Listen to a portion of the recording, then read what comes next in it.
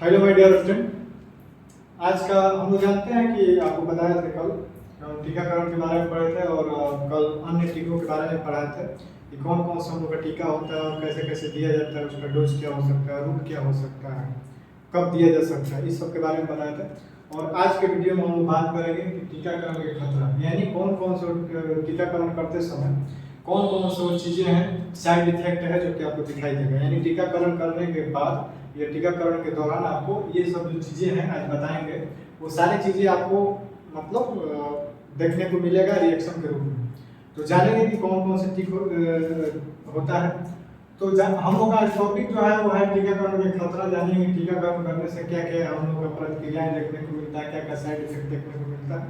तो पहला जो है वो है एलर्जिक प्रतिक्रिया। एलर्जिक प्रतिक्रियाएं जो है इसमें क्या क्या देखने को मिलता है, यानी एलर्जिक रिएक्शन हम लोग क्या क्या देखने को मिल सकता है।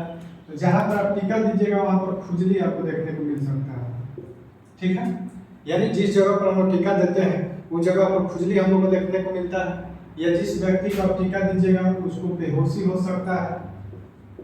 उसके बाद श्वास कष्ट यानी सांस लेने में उसको दिक्कत हो सकता है। नाड़ी के गति जो होगा वो तेज हो जाएगा, यानी पल्स रेट क्या हो जाएगा वो तेज हो जाएगा। तीव्र ग्राहिता आघात हो सकता है, कभी कभी बच्चा बेहोश भी हो जाए। तो ये सब जो चीजें हैं वो टीकाकरण का एलर्जिक रिएक्शंस हैं। यानी जब भी टीकाकरण आप करेंगे तो इतना सारी चीजें आपको सामना करना पड़ सकता है। यानी टीकाकरण के बाद इतना सारे रिएक्शन हम लोग को देखने को मिलता है कि जिस जगह पर आप टीकाकरण करेंगे उस जगह पर खुजली होने लगेगा। उसके बाद जिस व्यक्ति को आप टीकाकरण कर रहे हो व्यक्ति बेहोश भी हो सकता है। श्वास कष्ट यानी सांस लेने में दिक्कत होने लगेगा। उसके बाद नाड़ी का गति बढ़ जाएगा, पल्स रेट बढ़ जाएगा। तीव्र ग्राहिता आघात यानी व्यक्ति बेहोश भी हो सकता है। ये सब जो चीज है ये हम लोग एलर्जी देखने को मिलता है। उसके बाद स्थानीय रिएक्शन, यानी जिस जगह पर आप टीकाकरण करेंगे वहां पर हम लोग क्या क्या देखने को मिलता है। तो जिस जगह पर आप टीकाकरण करेंगे तो जाहिर सी बात है कि हम लोग बॉडी को छिद्र करते हैं, इंजेक्शन द्वारा दर्द होगा तो आपको दर्द हो सकता है। उसके बाद जहाँ पर आप इंजेक्शन दीजिएगा वहाँ पर सूजन हो सकता है। उसके बाद लालिमा आ सकता है, यानी वहाँ का स्थान क्या हो जाएगा, लाल हो जाएगा। यानी जिस जगह पर आप टीकाकरण करेंगे उस स्थान पर दर्द हो सकता है, सूजन आ सकता है, लालिमा दिखने को मिल सकता है। ये हम लोग का रिएक्शन देखने को मिलता है। उसके बाद होता है सामान्य प्रतिक्रिया, यानी जनरल रिएक्शंस क्या होता है। तो जनरल रिएक्शंस जो होता है हम लोग को बेचैनी हो सकता है टीकाकरण के दौरान।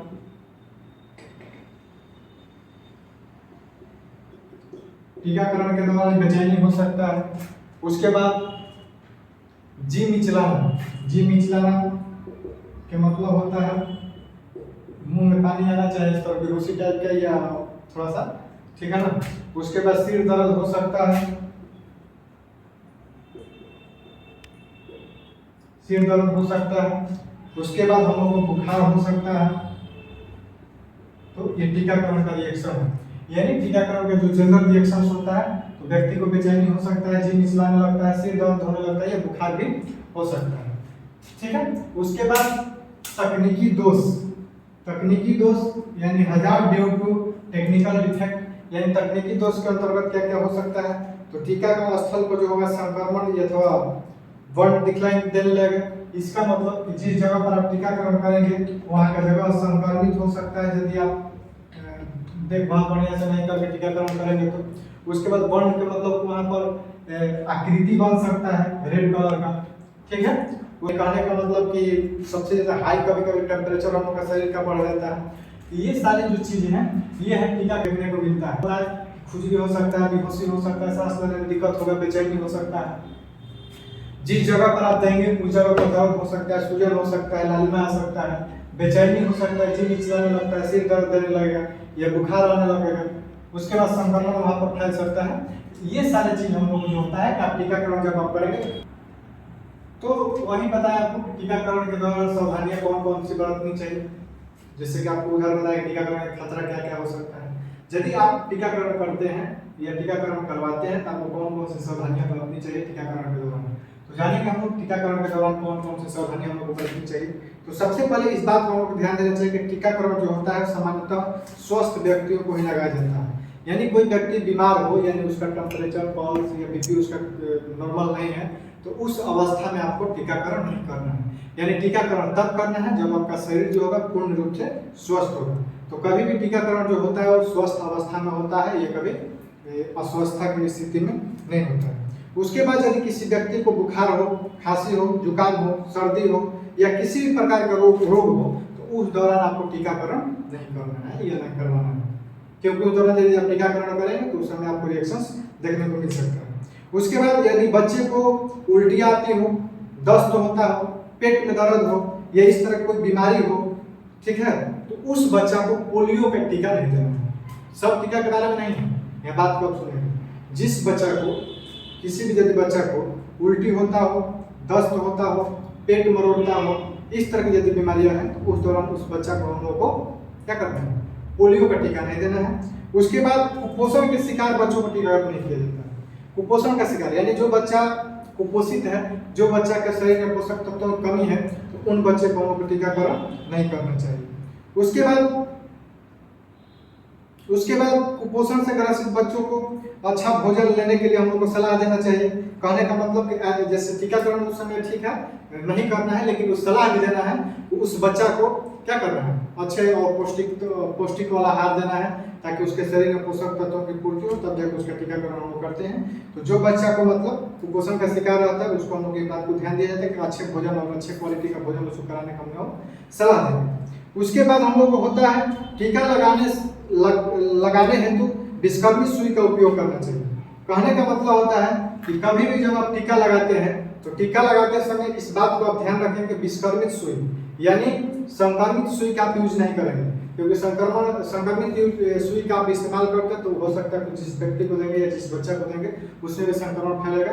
तो आपको कभी भी टीकाकरण करते समय इस बात का ध्यान देना है कि टीकाकरण के दौरान जो इंजेक्शन देने के लिए हम जो सुई का इस्तेमाल करते हैं वो विस्कर्मित हो, यानी किसी प्रकार के संक्रमण से ग्रसित न हो। उसके बाद हम लोगों को टीकाकरण करने से पहले अच्छे से हाथ धो लेना चाहिए।